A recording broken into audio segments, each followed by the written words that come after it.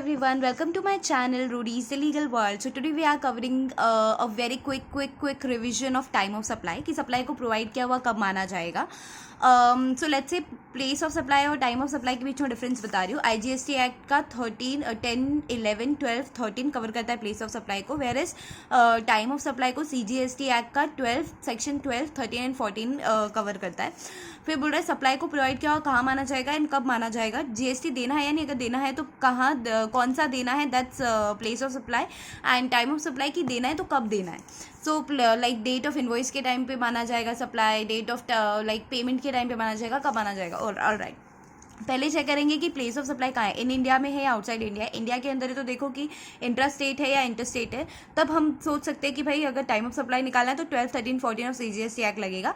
Where as export अगर आप कर रहे हो तो टाइम ऑफ सप्लाई कब निकालना उसका कोई मतलब ही नहीं बनता. एडवांस पेमेंट अगर आप 1000 रुपीज़ तक कर रहे हो तो डेट ऑफ पेमेंट लेना है टाइम ऑफ सप्लाई के लिए या डेट ऑफ इनवॉइस लेना है, ये सप्लायर की मर्जी है.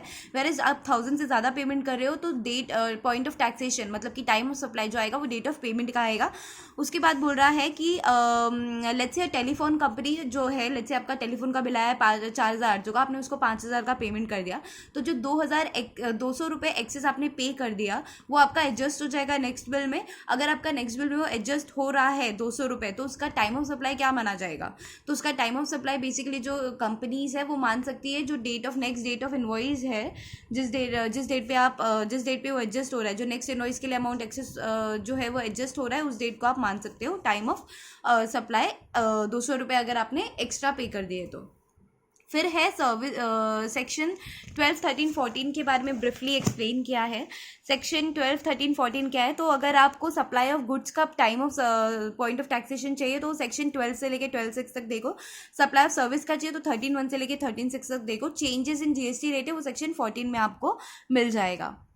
ऑलराइट, उसके बाद बताया है सेक्शन 13(1) बोल रहा है for point of taxation refer further provisions, कि अगर आपको पॉइंट ऑफ सेक्शन निकालना है तो 13(1) से भी इतनी बोलने की कोशिश करें कि अब ये सारे प्रोविजंस को देखो 13(2) से लेकर 13(6) तक. उसके बाद सेक्शन 13(2) बोल रहा है point of supply point of taxation in case of supply of services. Basically I told you कि सप्लाई ऑफ सर्विसेज के केस में 13(1) से लेकर 13(6) तक चेक करना है. तो सेक्शन 13(2) बोलने की कोशिश कर रहा है कि ये हम जो टाइम ऑफ सप्लाई निकाल रहे हैं ये हम फॉरवर्ड चार्ज के लिए निकाल रहे हैं, तो इसका एप्लीकेबिलिटी क्या होगा कि ऑल सर्विसेज, सारी सर्विसेज को हम कवर करें सिर्फ RCM की सर्विसेज को छोड़ के. सेक्शन 13 क्लॉज 2 क्या बोलने की कोशिश कर रहा है कि टाइम ऑफ सप्लाई या फिर पॉइंट ऑफ टैक्सेशन जो है डिपेंड करता है कि डेट ऑफ इनवॉइस क्या है, कि बिल कौन से डेट पे मिला है. तो अगर अब ये वाला जो है मैं आपको क्विकली एक्सप्लेन करती हूँ.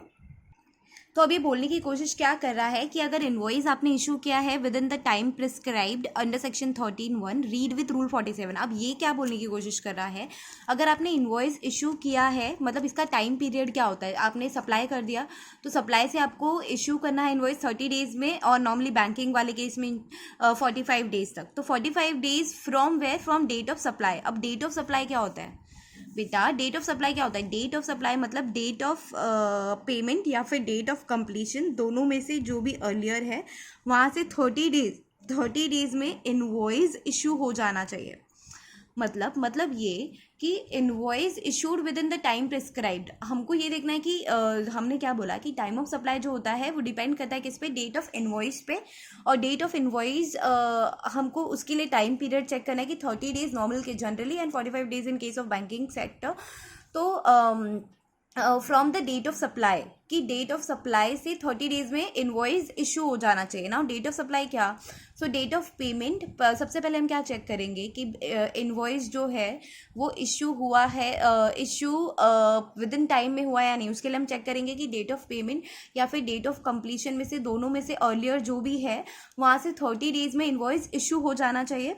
अगर इनवॉइस इशू हो चुका है within the time 30 days from this earlier of this, तो फिर डेट ऑफ पेमेंट या फिर डेट ऑफ इनवॉइस दोनों में से जो भी जल्दी होगा हम वो ले लेंगे. अगर इशू नहीं किया है within the prescribe time तो date of completion also called as date of provision of services या फिर डेट ऑफ पेमेंट जो भी अर्लियर होगा वो ले लेंगे. आई hope this is clarified. I will just repeat this again for you. Section 13 clause 2 क्या बोलने की कोशिश कर रहा है कि जो टाइम ऑफ सप्लाई होता है ना वो डिपेंड करता है डेट ऑफ इनवॉइस पे. तो डेट ऑफ इनवॉइस आप कैसे पता चलेगा आपको डेट ऑफ इनवॉइस कितने दिनों में देना है, टाइम पीरियड क्या होना चाहिए. तो 30 डेज या फिर 45 days on the date of supply. ये लॉ में बता दिया है। डेट ऑफ सप्लाई का मतलब बताया कि डेट ऑफ पेमेंट या फिर डेट ऑफ कंप्लीशन, दोनों में से जो भी जल्दी है वहाँ से 30 डेज में आपको इन्वॉइस इशू करना है। तो अगर फिर हमको देखना है कि इन्वॉइस इशू है क्या टाइम पे, 30 डेज दोनों में से अर्लियर जो भी है, तो फिर डेट ऑफ इन्वॉइस या डेट ऑफ पेमेंट जो भी अर्लियर है वो ले लेंगे। नहीं हुआ है तो डेट ऑफ कंप्लीशन या फिर डेट ऑफ पेमेंट जो भी अर्लियर होगा वो ले लेंगे। यहाँ पर एक और चीज़ बोली है कि बुक एंट्री क्या होती है बेटा जी। डेट ऑफ पेमेंट में बुक एंट्री आती है, या बुक एंट्री हुई है या फिर क्रेडिट इन बैंक अकाउंट हुआ है, दोनों में से अर्लियर जो होगा हम उसको डेट ऑफ पेमेंट काउंट करेंगे। तो यहाँ पे एग्जाम्पल दिया है मैंने, ये है date of completion, date of payment, date of invoice and point of taxation. Alright, so तो यहाँ पर सबसे पहले हमको चेक क्या करना है, डेट ऑफ इनवॉइस की विद इन 30 डेज है या नहीं, within 30 days of what की date of completion and date of payment दोनों में से जो भी अर्लियर है उसके 30 डेज में डेट ऑफ इनवॉइस है या नहीं, राइट। तो वही होगा point of taxation.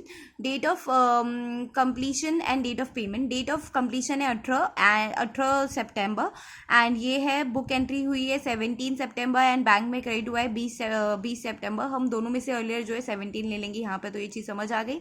Date of completion date of payment दोनों में से अर्लियर है भाई 17 सितंबर। 17 सितंबर से 30 डेज में इन्वॉइस इशू हुआ है या नहीं, 17 तो 17 अक्टूबर उसके पहले है क्या, हाँ है। तो फिर date of point of taxation क्या होगा, डेट ऑफ पेमेंट या फिर date of invoice whichever is earlier, तो 17 आ जाएगा आगे। सिमिलरली डेट ऑफ पेमेंट क्या है, book and date of payment book entry and bank credit, ये 28 है ये 26 है, तो ये वाला पेमेंट ले लेंगे हम, डेट ऑफ पेमेंट में ये मान लेंगे 26 या फिर 25, दोनों में से अर्लियर कौन सा है डेट ऑफ कंप्लीशन, तो ये है 25 है। अब 25/11 मतलब 25 नवंबर से विद इन 30 डेज में इन्वॉइस इशू हुआ है क्या, तो बेटा जी हुआ है, तो हम क्या ले लेंगे डेट ऑफ पेमेंट या फिर date of invoice whichever is earlier, तो 30th 11 एंड 26th 11, तो 26 11 आ जाएगा। ऑलराइटी, फिर दिया है 5/1/2023, 5 जनवरी एंड 4 जनवरी, दोनों में से अर्लियर कौन सा है, 4 जनवरी। 4 जनवरी से 4 फरवरी मतलब कि with in time period issue, मतलब इनवॉइस इशू नहीं हुआ है, क्योंकि 4 फरवरी तक अगर होता तो हम मान लेते कि within 30 days invoice issue है, बट नहीं हुआ है। तो इस केस में हमको ये चेक करना है कि डेट ऑफ कंप्लीशन या फिर date of payment whichever is earlier. I hope I am making sense. तो अब हम चेक करेंगे डेट ऑफ कंप्लीशन या फिर date of payment, date of completion या फिर डेट ऑफ पेमेंट, दोनों में से अर्लियर कौन है, 4, तो आगे। सिमिलरली ये है 8 तारीख, ये है 10 तारीख, 8 ये जल्दी है। अब 8 दिसंबर से 8 जनवरी तक है क्या ये, तो नहीं भाई फेब में हो रहा है, मतलब कि विद इन 30 डेज नहीं है, तो date of payment and date of completion whichever is earlier, तो ये आएगा। Alright great. फिर है एग्जाम्पल, तो क्विकली इसको भी देख लेते हैं क्या बोल रहे हैं, कोशिश करा है। Date of provision of service मतलब डेट ऑफ कंप्लीशन ही होता है। सबसे पहले इन दोनों में से अर्लियर कौन सा है भाई, अर्लियर ये है, विद इन 30 डेज इसके इनवॉइस इशू हुआ है क्या, तो हुआ है, तो ये डेट ऑफ पेमेंट या फिर date of invoice whichever is earlier, तो आ जाएगा 15/7, ठीक है आगे। फिर ये जल्दी है या ये जल्दी है, बुक एंट्री हुई है 17/9 को एंड बैंक क्रेडिट हुआ है 20/9 को, तो हम 17 वाला लेंगे, तो 17 पहले आता है कि 18, तो 17 पहले आता है।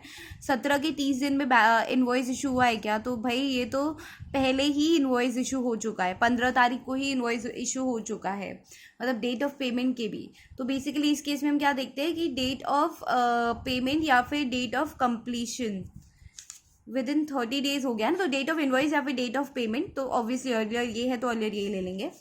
फिर है सिमिलरली, आई होप ये आप खुद से भी कर सकते हो, कराने की जरूरत नहीं थी, बट ठीक है फिर भी देखते हैं। ये दोनों में से जल्दी कौन सा है, तो ये जल्दी है, इसके 30 डेज में इनवॉइस इशू हुआ है क्या, 25/11 नहीं हुआ है, सो डेट ऑफ ये वाला डेट ऑफ इनवॉइस या फिर ये वाला डेट, दोनों में से अर्लियर कौन सा है, ये वाला, सॉरी दोनों में से अर्लियर कौन सा, ये जनवरी है ये नवंबर है, तो ये वाला ले लेंगे। तो अब ये एग्जांपल आप खुद से कर लो।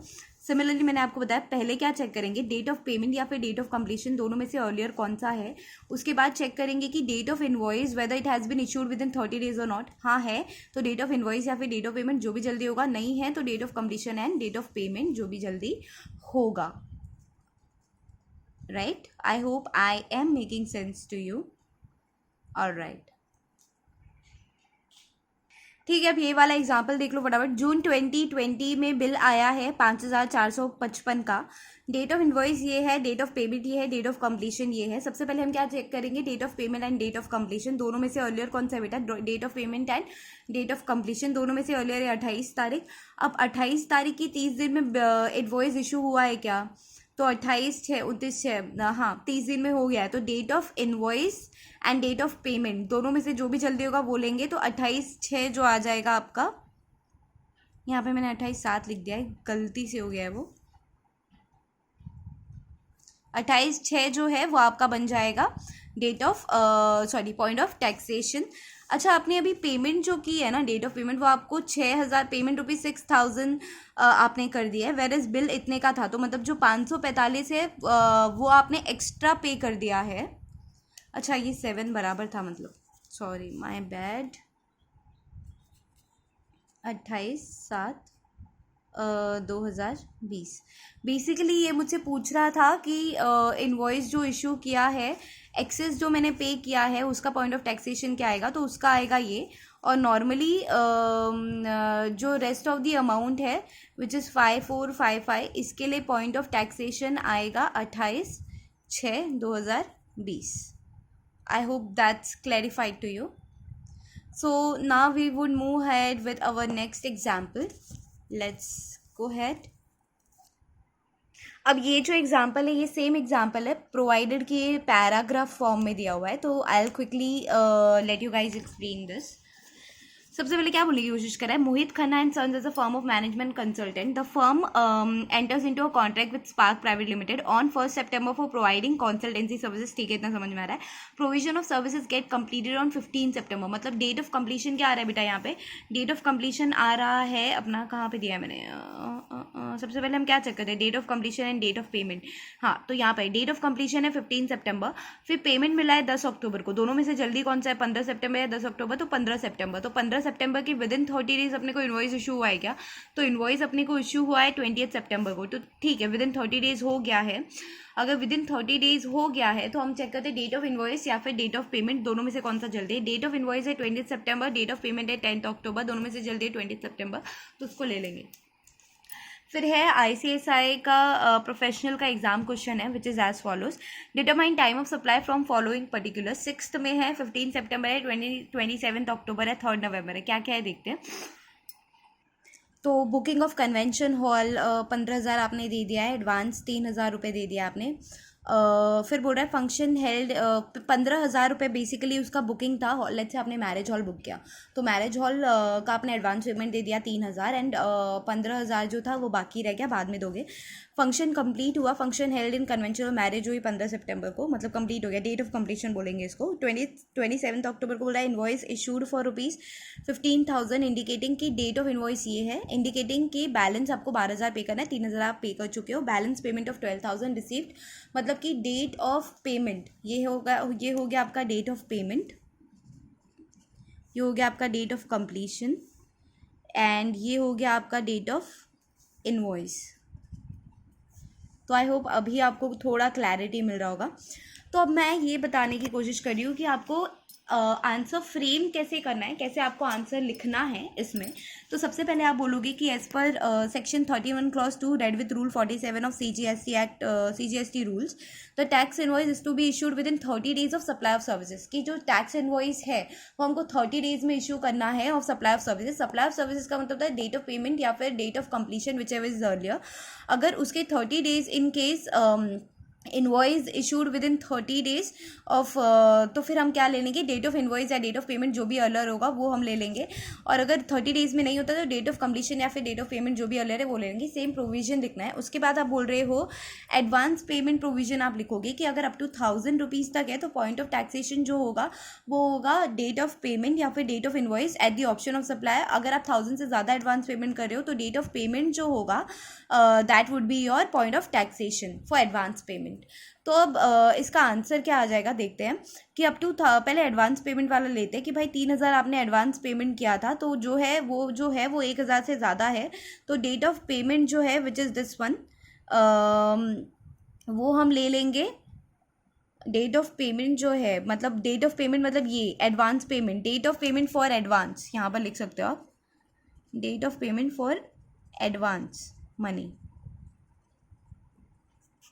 तो ये जो है डेट ऑफ पेमेंट और एडवांस मनी 6 में ये आ जाएगा आपका 3000 के लिए पॉइंट ऑफ टैक्सेशन। रिमेनिंग 12,000 के लिए हम चेक करेंगे सबसे पहले कि date of completion date of payment दोनों में से अर्लियर कौन सा है। Date of completion date of payment दोनों में से अर्लियर 15 सितंबर 3 नवंबर, कौन सा अर्लियर है भाई? ये अर्लियर है 15 सितंबर। उसके 30 डेज में इनवॉइस इशू हुआ है या नहीं? 27 अक्टूबर को है, 15 सितंबर से 15 अक्टूबर नहीं हुआ है। तो डेट ऑफ पेमेंट या फिर डेट ऑफ कंप्लीशन, तो डेट ऑफ पेमेंट जो है वो है 3 नवंबर, डेट ऑफ कंप्लीशन जो है वो है 15 सितंबर। दोनों में से अर्लियर कौन सा है? 15 सितंबर। तो फर्स्ट का आंसर आ जाएगा 6 में, सेकेंड का आंसर आना चाहिए 15 सितंबर। Can you see this? Second का आ रहा है, फर्स्ट का आ रहा है 6 में 15 सितंबर। अगर आपको नहीं समझ में आ रहा, वीडियो को स्लो में करके या फिर समझ के फिर आप कर सकते हो। ये रिवीजन है तो मैं उस हिसाब से ही पढ़ा रही हूँ। अब बेसिकली ये एग्जाम्पल क्या बोल रहा है, ये भी ICAI का है कि इन्वेस्टिगेशन शोज दैट कि ABC कंपनी है कैरिड आउट सर्विस और क्लीनिंग का काम करती है टैंक्स का, for which the apartment owners association showed a payment in cash on rupees. उसने बताया कि अपने बुक्स ऑफ एंट्री में उसने लिख दिया कि भाई मेरे को कैश पेमेंट मिला है 4 अप्रैल को, टू देन अगेंस्ट वर्क जो है उसको डेट ऑफ कंप्लीशन कब हुआ है उसको ये नहीं पता है। सिमिलरली ही डजंट नो कि इनवॉइस कब इशू हुआ है। And ABC company have not issued invoice और entered the payment in their books of account. उसने ना तो इनवॉइस उसको कब इशू है वो भी नहीं पता, ना ही उसने पेमेंट एंटर किया है बुक ऑफ अकाउंट में कब आया था। सो time of supply can not be determined wide the provision of 13 clause 2 clause A and 13(2)(b as neither the invoice has been issued nor the date of provision of service is available। and ना तो हमने को date of invoice पता है ना date of completion पता है। Also the date of receipt of payment in the books of supplier is also, फिर क्या बोलने की कोशिश कर रहा है, also the date of receipt of payment कि अपने को पेमेंट कब मिली है। Also, the date of receipt of payment in the books of supplier is also not available. In that case, the time of supply will be determined as per 13(2)(c. That is the date on which the recipient of service shows receipt of service in the books of account. जब वो अपनी book of account में दिखा रहा है तब। Thus, time of supply will be on 4th April, the date on which the apartment owners association records the receipt of service in books of account। ठीक है, कुछ भी नहीं पता तो जब उसने लिखा है अपने बुक्स ऑफ अकाउंट में तब मान लेंगे। Point of taxation in case of reverse charge. तो बेसिकली अभी तक हमने जो किया वो हमने 13(2) किया विच इज़ फॉरवर्ड चार्ज में क्या है वो किया। अब हम करेंगे रिवर्स चार्ज में पॉइंट ऑफ टैक्सेशन क्या होगा, that would B as per 13 clause 3। सबसे सिंपल है रिवर्स चार्ज वाला। देखो यहाँ पे शुरू हो रहा है, यहाँ पे एग्जाम्पल्स के साथ खत्म भी हो जा रहा है, इसमें इतनी मगजमारी नहीं है। देखो point of taxation in case of reverse charge, date of invoice से चेक करना है। यहाँ पे मेन क्या है, date of invoice. Reverse charge when you doing point of taxation आपको देखना है कि डेट ऑफ इनवॉइस क्या है, क्योंकि उसके 60 डेज में पेमेंट हो रहा है या नहीं। अगर उसके 60 डेज में पेमेंट हो रहा है तो पॉइंट ऑफ टैक्सेशन होगा डेट ऑफ पॉइंट। अगर उसके 60 डेज में पेमेंट नहीं हो रहा है तो जो 61st डे है from the date of invoice that would be your point of taxation. I hope it's clarified, I will explain you again. So what does it say, date of invoice कि सबसे पहले आप reverse charge में point of taxation निकालना चाहते हो। सबसे पहले ये देख लो कि भाई डेट ऑफ इनवॉइस क्या है। डेट ऑफ इनवॉइस से 60 डेज में आपको let's say date of invoice जो भी है आपको उससे 60 डेज में पेमेंट रिसीव हुई है क्या, रिसीव हुई है। तो जब रिसीव हुई है ना वही आपका पॉइंट ऑफ टैक्सेशन आएगा। नहीं रिसीव हुई तो 61st day from the date of invoice that would be your point of taxation. So let's understand this by the simple example. Date of invoice है 15 दिसंबर 2021। 15 दिसंबर को आपको डेट ऑफ इनवॉइस मिला, उसके 60 days मतलब कि भाई समवेयर और दी अदर 15 दिसंबर तो 15 जनवरी 15 फेब 15 जनवरी 15 फरवरी 2021 से 2022 में लीप ईयर होता है, 2020 में होता, 2024 में होगा, सॉरी सो लीप ईयर नहीं था 2022 में। सो 2021 का केस चल रहा है यहाँ पे। तो let's say date of invoice जो है वो 15/12 दिया है, मतलब 15 दिसंबर दिया है। हमको चेक करना है उसका 60 डेज कब तक होगा। तो डेट ऑफ पेमेंट यहाँ पे बताए, डेट ऑफ पेमेंट भाई हुआ है बुक एंट्री और बैंक डेबिट दोनों में से अर्लियर कौन सा है, 4/2 या फिर 6/2। तो 4/2 अर्लियर है, तो डेट ऑफ पेमेंट जो है वो 4/2 को हुआ है। तो 15 दिसंबर से 15 जैन एंड 15 दिसंबर से 15 जैन 15 फेब तक समवेयर और दी अदर 60 डेज अगर मैं लेती हूँ मोटा मोटी तो भी 4 तारीख को रिसीव है, मतलब ये तो है कि विद इन 60 डेज है। तो जो पॉइंट ऑफ टैक्सेशन होगा दैट वुड बी 4/2। ये देखो यहाँ पर है 4/2। फिर यहाँ पे दूसरा बताने की कोशिश करा है। सेकेंड केस क्या है कि बुक एंट्री जो है वो है 18/3 की एंड बैंक डेबिट हुआ है 15/3 को, मतलब आफ्टर 60 डेज है। तो डेट ऑफ इनवॉइस जो है वो 15/12 है, 15/12 है। और डेट ऑफ पेमेंट हुआ है 18/3 या फिर 15/3, दोनों में से जो भी जल्दी है तो ये ले लेंगे। और या फिर 61st day date of payment, या फिर 61st डे। अच्छा, यहाँ पे डेट ऑफ पेमेंट ऐसा कुछ है क्या? डेट ऑफ पेमेंट ऐसा अर्लियर यहाँ पे तो नहीं लिखा है मैंने। Let's see this. ओके, तो ऐसा लेना है कि डेट ऑफ पेमेंट तो एनी विच वेज लेट ही आना है ना, अगर 61st डे में नहीं हुआ है तो दिखाने के लिए ले सकते हो। बाकी 61st day from date of invoice, तो 61st day from date of invoice कितना होता है? 15/5 होता है, 15/5 होता है। आई थिंक मैंने यहाँ पे डेट ऑफ इनवॉइस रॉन्ग ले ली है, इसकी वजह से आंसर कुछ भलता ही आ रहा है। But similarly same as it is होगा, बट फिर भी I will get back to you with this later on कि इसका date of date of invoice क्या था, उसके हिसाब से हमने सॉल्व किया था। तो देखते हैं।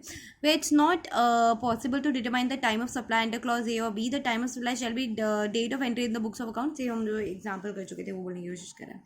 Point of taxation in case of POT in case of supply bye associated enterprise. अगर सप्लाई जो है वो आपका एसोसिएटेड एंटरप्राइज कर रहा है तो पॉइंट ऑफ टैक्सेशन क्या होगा? Date of entry in the books of associated company, date of entry in books of account of the recipient of supply. मतलब जिसको सप्लाई मिला है, जिसको सप्लाई रिसीव हुआ है, उसके बुक्स ऑफ अकाउंट में डेट ऑफ एंट्री क्या है।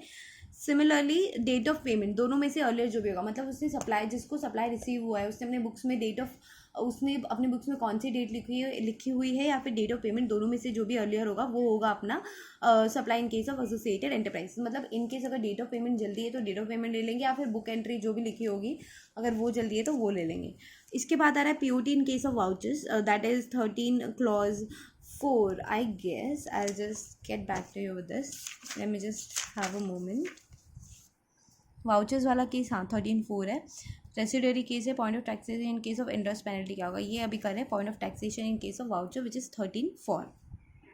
ये वाला ना बहुत ही इजी है कि सप्लाई आइडेंटिफिएबल है या फिर सप्लाई आइडेंटिफिएबल नहीं है। सप्लाई आइडेंटिफिएबल है मतलब कैसा कि आपको जो वाउचर्स दे दिया उस पर आपको लिख के दे दिया है कि आपको हम वाउचर्स में दे रहे हैं कि आप स्केटिंग कर सकते हो ये मॉल में जाके ये टाइम पे। तो इसके टाइम पे पॉइंट ऑफ टैक्सेशन कब आ जाएगा? Date of issue of voucher, जब हमने इशू किया वाउचर उस डेट पे ही हम पॉइंट ऑफ टैक्सेशन या फिर टाइम ऑफ सप्लाई मान लेंगे, तो उसी टाइम पे आपको टैक्स पे करना होगा basically. And supply is not identifiable, मतलब आपने 2000 का गिफ्ट वाउचर दे दिया कि आप इस मॉल में जाके ये वाले मॉल से कभी भी आप विद इन, मतलब प्रिस्क्राइब टाइम दे दिया कि within 60 days from the date of issue of this voucher आप मॉल में शॉपिंग कर सकते हो। तो आपने जो शॉपिंग की ना उसका टाइमिंग फिक्स नहीं होता। स्केटिंग का फिक्स है कि भाई आपको वाउचर इशू कर दिया है तो आप भी विद इन 30 days ऐसे स्केटिंग का लाभ आप ले सकते हो, लेकिन आपको पता है ना सप्लाई कौन सा कर रहे हो, तो स्केटिंग का कर रहे हो उसका कितना पेमेंट जाना है वो भी पता है। तो उस टाइम पे हम लेंगे date of issue voucher. Supply identifiable नहीं है कि 2000 का गिफ्ट वाउचर दे दिया तो आप कौन सा लोगे, क्या लोगे, कितना जीएसटी उस पर जाएगा, वो आइडेंटिफिएबल नहीं है। इन दैट केस रिडेम्पशन आप जब करोगे वाउचर का तब आएगा पॉइंट ऑफ टैक्सेशन। 13/5 क्या बोलने की कोशिश कर रहा है? Point of taxation in residuary case if periodic return filed है या फिर अदर केसेस। अगर तो रेसिडरी केस बोलने की कोशिश क्या कर रहा है बेटा? अगर ये बोलने की कोशिश कर रहा है कि आप 13 यहाँ पर एक मन लिखा है कि अगर आप 13/2 में भी नहीं निकाल पाए कि टैक्सेशन कैसे, पॉइंट ऑफ टैक्सेशन क्या होगा, 13/4 में भी नहीं मतलब फॉरवर्ड चार्ज का भी नहीं निकाल पाए, आप आरसीएम का भी नहीं निकाल पा रहे हो, या फिर आप वाउचर्स के केस में भी नहीं निकाल पा रहे हो कि पॉइंट ऑफ टैक्सेशन क्या होगा, तब आपको ये वाला रेफर करना है। ये क्या बोलने की कोशिश कर रहा है कि पॉइंट ऑफ टैक्सेशन कब मानेंगे? द डेट ऑन विच, अगर इफ पीरियोडिक रिटर्न फाइल्ड या फिर अदर केसेस, या तो आप पीरियोडिक रिटर्न फाइल कर दिए तो date on which the return is to be filed, वो डेट आप ले लो पॉइंट ऑफ टैक्सेशन के लिए। अगर अदर केसेस है तो पॉइंट ऑफ टैक्सेशन आएगा the date on which tax is paid, that हम लोग कंसिडर कर लेंगे कि जब आपने टैक्स पे किया है वही होगा पॉइंट ऑफ टैक्सेशन। 13/6 बोलने की कोशिश कर रहा है point of taxation in case of interest penalty etcetera. Point of taxation आएगा when receive such additional condition कि आपको पे करना है तब। अच्छा, ये क्वेश्चन ना बहुत सिंपल है, अपने को date of payment, date of completion and date of invoice सब कुछ पता चल रहा है। इस क्वेश्चन में एक ट्रिक है जो आपको अभी समझेगा, ठीक है।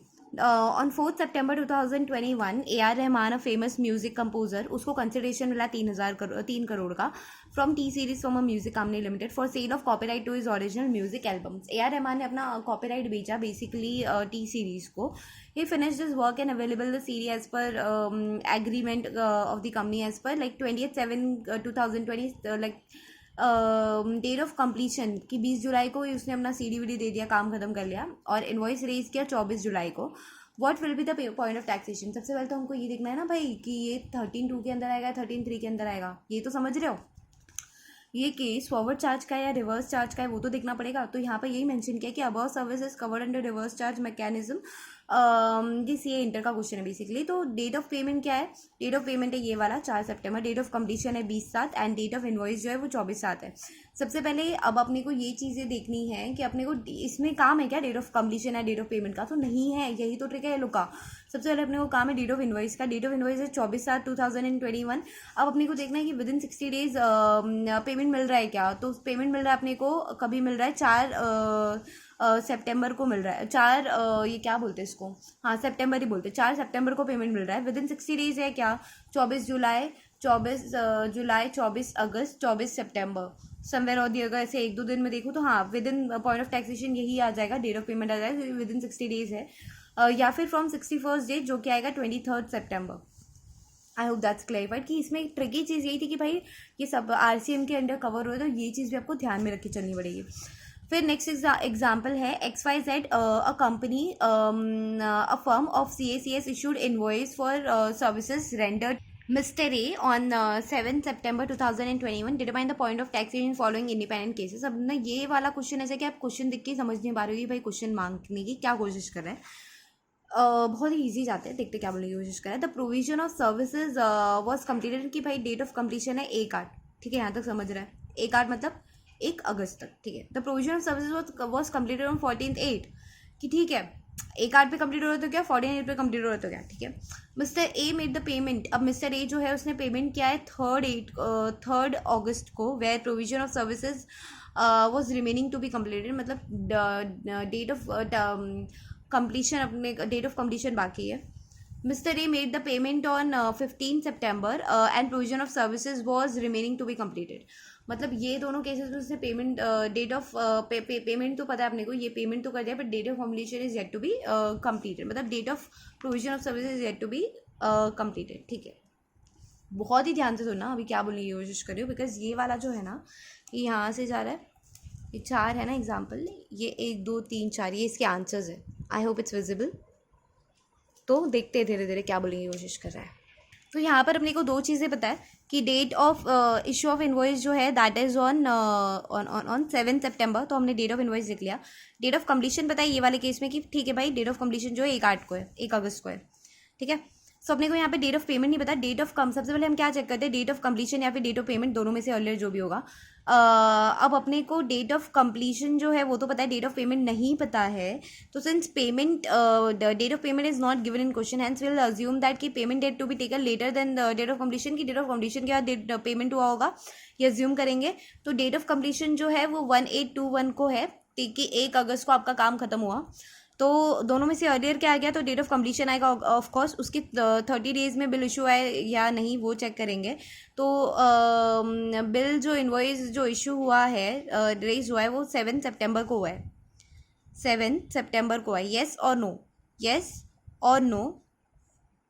तो यहाँ पर दिया है.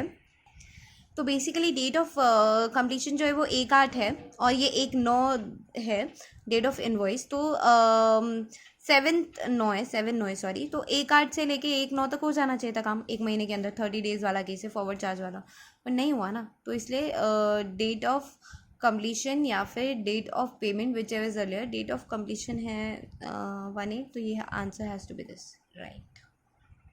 फिर अपना नेक्स्ट क्वेश्चन था कि व्हाट इफ अगर डेट ऑफ कंप्लीशन हम 14/8 ले रहे, 14 अगस्त ले लेंगे डेट ऑफ कंप्लीशन, तो क्या होगा. Date of completion date of payment which is earlier 14/8 हो गया, उसके 30 डेज में इनवॉइस रेज हुआ है या नहीं.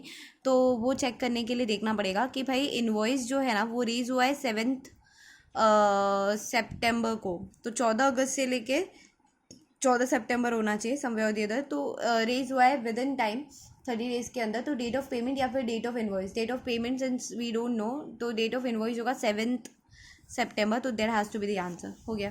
ठीक है.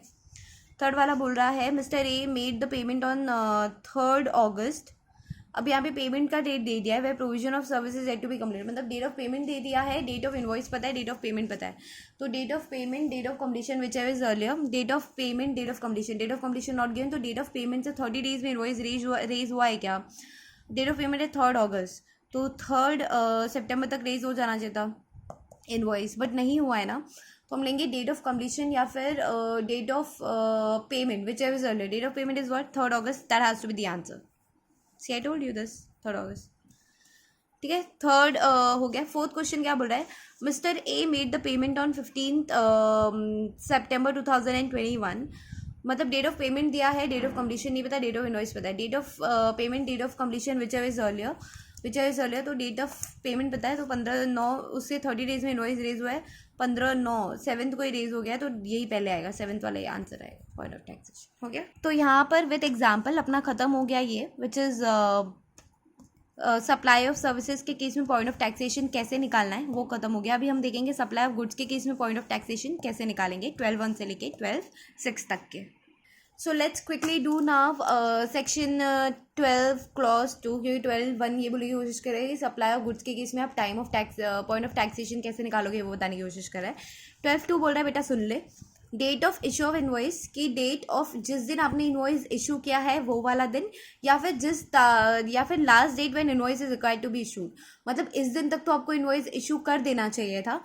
दोनों में से अर्लियर जो होगा that would be your point of taxation. I repeat it one more time. ये क्या बोलने की कोशिश कर रहा है 12(2) में कि अगर आपको टाइम ऑफ सप्लाई निकालना है, आपको पॉइंट ऑफ टैक्सेशन निकालना है इन case of supply of goods, तो आपको ये चेक करना पड़ेगा कि इनवॉइस आपने जिस दिन इशू की वो वाली डेट, या फिर जब तक कि आपको इनवॉइस इशू कर देनी चाहिए थी वो वाली डेट, दोनों में से अर्लियर जो भी होगा that would be your time of supply. इसमें चेक करेंगे लास्ट डेट. कैसे पता चलेगी कि लास्ट डेट मतलब यही डेट था कि अपने को इनवॉइस इशू कर देना चाहिए था, तो इसके लिए हम चेक करेंगे सप्लाई जो है whether does it involve movement of good और doesn't involve the movement of goods. Now what is movement of good, कि आप मॉल में गए, आपने एक बैग परचेस किया और आप साथ में लेके आ रहे हो, तो सप्लाई इन्वॉल्व कर रहा है movement of good, does not involve the movement of good. आप गए मॉल में, आपने बहुत सारी चीज़ें डिमार्ट में लेट्स से बाय की और आपने बोल दिया कि ये वाली जो चीज़ें हैं ये मैं अभी तो नहीं लेके जा रहा, आपने पेमेंट कर दी दो, बट आपने बोला कि ये वाली चीज़ें मैं अभी नहीं ले जा रहा, तो आप मेरे घर पे आप मेरे घर पे इसको डिलीवर करा देना. आई hope I am making sense. अगर मैं बैग मॉल में से लेके जा रही हूँ तो date of removal would be my point of taxation, कि मैंने पे कर दिया, मैं बैग अपने साथ लेके जा रही हूँ, मतलब supply involve movement of good, तो वही उसी टाइम पे आपको टैक्स पे करने की ज़रूरत है. और supply does not involve movement of good, मतलब मैं डिमांड में गई, बहुत सारी शॉपिंग की, मैंने बोला एड्रेस मेरा दे दिया मैंने, अब पेमेंट भी कर दिया, मेरा जो है कि वो डिलीवरी करा देना. अब वो जो है ना वो इन्वॉइस काटेगा, वो इन्वॉइस कब काटेगा, बेसिकली वो इन्वॉइस तो आपको दे देगा काट के obviously date of delivery of goods, लेकिन वो पॉइंट ऑफ टैक्सेशन उसके लिए होगा date of delivery of goods. जब आपके घर पे वो डिलीवरी आएगी उसके बाद तो एक इन्वॉइस भी लेके आएगा, तो उस टाइम ही पॉइंट ऑफ टैक्सेशन उसका निकल के आएगा. तो यहाँ पे देखते हैं date of issue of invoice, मतलब कि actual date of issue of invoice कि ये डेट पे इनवॉइस इशू हुआ है, डेट ऑफ रिमूवल ये है, डेट ऑफ डिलीवरी ये है, फिर देख रहे हैं supply involve movement of goods है या नहीं, एंड पॉइंट ऑफ टैक्सेशन उस हिसाब से हम निकाल रहे हैं.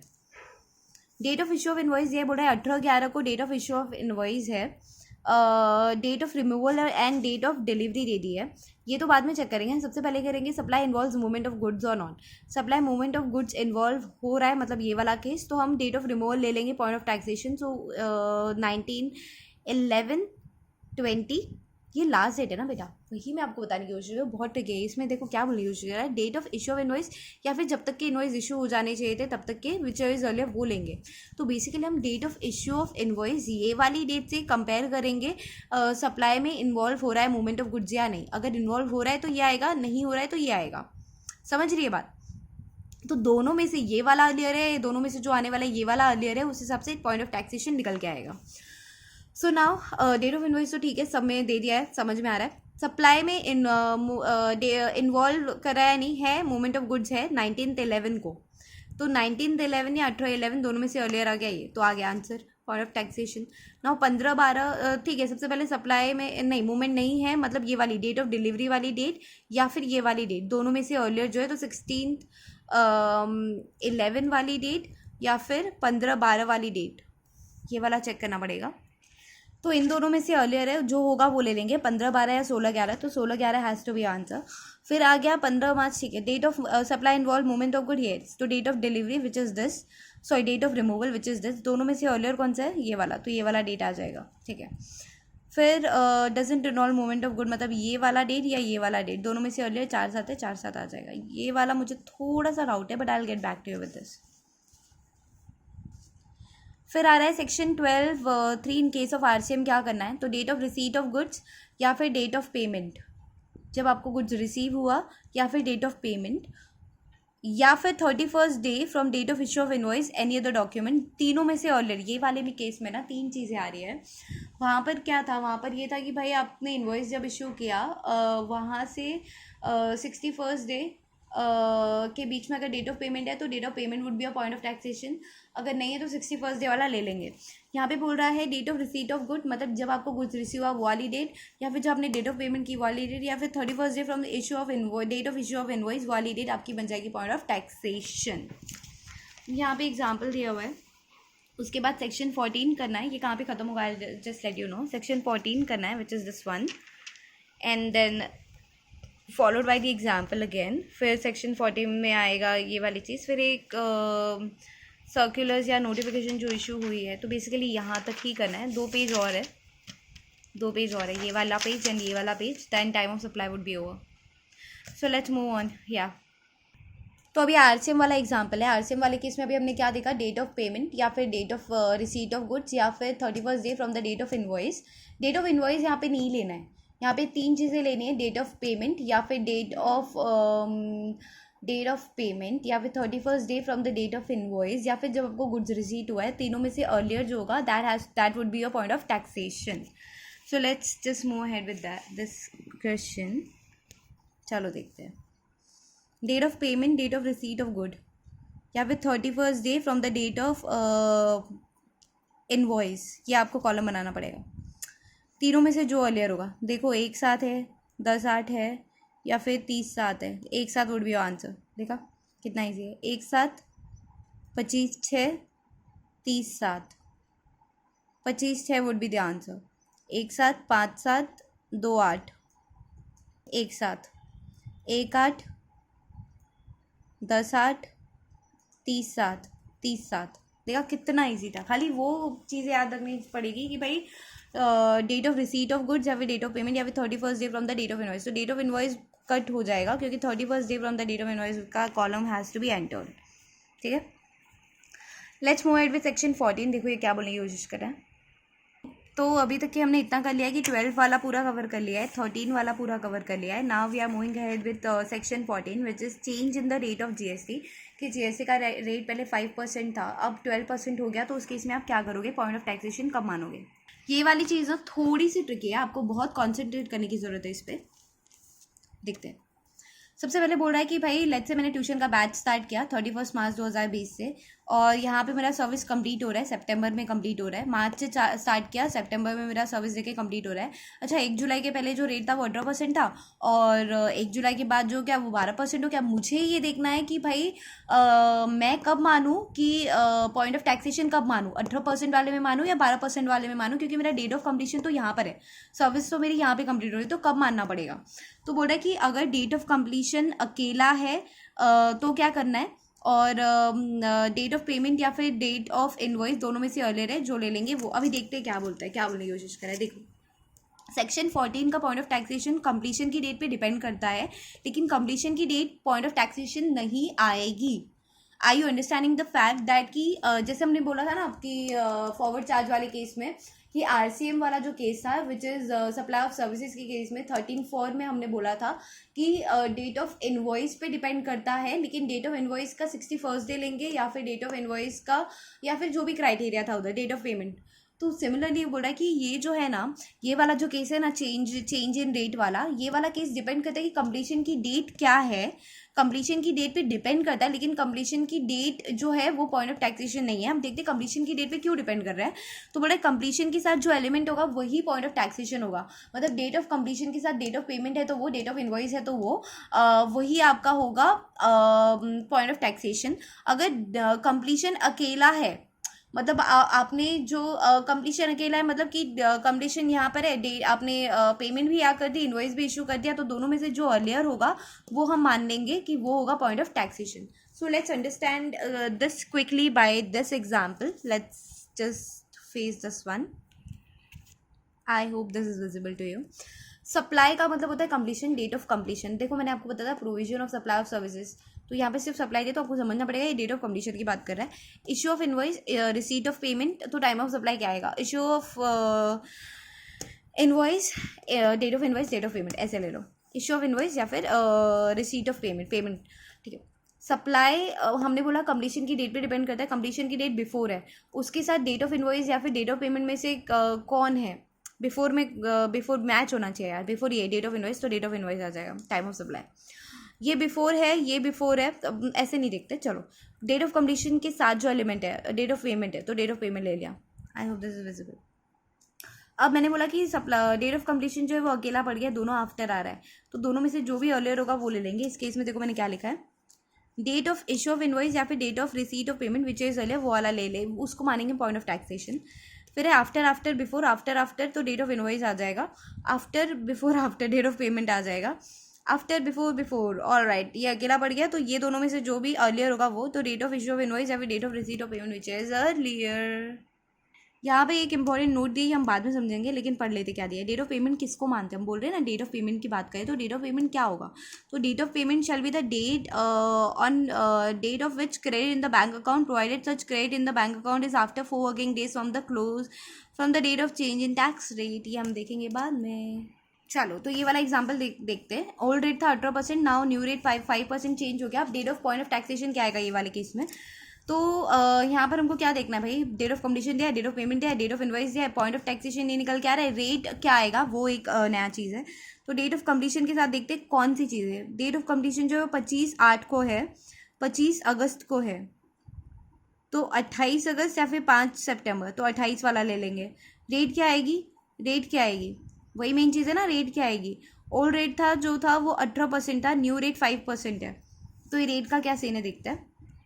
रेट का बेसिकली क्या सीन बताने की कोशिश कर रहा है भाई, डेट ऑफ कंप्लीशन के साथ डेट ऑफ पेमेंट आ रहा है, तो मतलब ये कि आप इनवॉइस पहले इशू कर चुके हो. इनवॉइस अगर आप पहले इशू कर चुके हो तो आप जीएसटी का रेट भी आपने उस हिसाब से डाला होगा पहले के हिसाब से, इसीलिए यहाँ पे 18% आया. यहाँ पे डेट ऑफ कंप्लीशन के साथ डेट ऑफ इनवॉइस है पास में, ये दूर है, तो ये होगा पॉइंट ऑफ टैक्सेशन. इसीलिए रेट नया आया है, क्योंकि डेट ऑफ इनवॉइस क्या आप इनवॉइस अभी इशू कर रहे हो तो नए वाले परसेंट के साथ इशू करोगे. ऑफकोर्स सेम है. 24/7, 10/10 and 18/8. 18/8 would be the one date of invoice, तो 5% रेट आएगा. अच्छा, ये वाला क्या सीन अभी देखते हैं. डेट ऑफ कंप्लीशन के साथ डेट ऑफ इनवॉइस है. सी यहाँ पे आप पेमेंट पहले ही कर चुके हो ना बेटा. क्या बोलने की कोशिश कर रहा है कि 24/7 डेट ऑफ कंप्लीशन है. यहाँ पे सर्विसेज आपकी कंप्लीट हो गई है. 24/7 से आप जो इनवॉइस है वो इशू कर रहे हो 18/8 को. 18/8 को आपने इनवॉइस रेज किया, पेमेंट बाद में आ रहा है, मतलब इनवॉइस आपने पहले रेज कर दिया तो डेट ऑफ इनवॉइस आ जाएगी. यहाँ पर आ गई डेट ऑफ इनवॉइस. अगर आ गई है, आपने इनवॉइस इशू कर दिया है, ठीक है, तो 18% आ जाएगा आपका, क्योंकि पेमेंट तो एनी विच वेज आप बाद में कर रहे हो. 18 सितंबर, 8 सितंबर, 29 सितंबर और 10/11 ये बाद में आ रहा है, ये पहले आ रहा है. यहाँ पे 5% ले लिया 10/11, क्योंकि डेट ऑफ कंप्लीशन तो आएगी नहीं 10/11,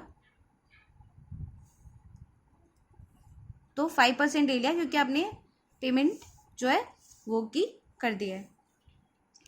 25/10 के साथ 25/8, 28/8, 25/10 के साथ 25/8, 28/8 लेंगे.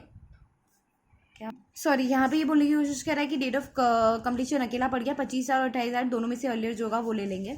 8/7, 18, 8/7 या फिर 5/9 या फिर 3/9, दोनों में से अर्लियर जो होगा 3/9 वुड बी द आंसर. फिर आ गया date of receipt of payment, section 14. ये क्या बोलने की कोशिश कर रहा है? पेमेंट के बारे में बताने की कोशिश कर रहा है. उसके बाद ये सर्कुलर्स जो दिए वो चेक करते हैं. आई hope I am making sense. ठीक है, चलो देखते हैं सेक्शन 14 क्या बोलने की कोशिश कर रहा है. ऑल राइट गाइज, तो ये वाला जो सेक्शन है ना, ये हम लोग करते हैं नेक्स्ट वीडियो में. आई होप यहाँ तक के क्लैरिफाई हो चुका है आपको.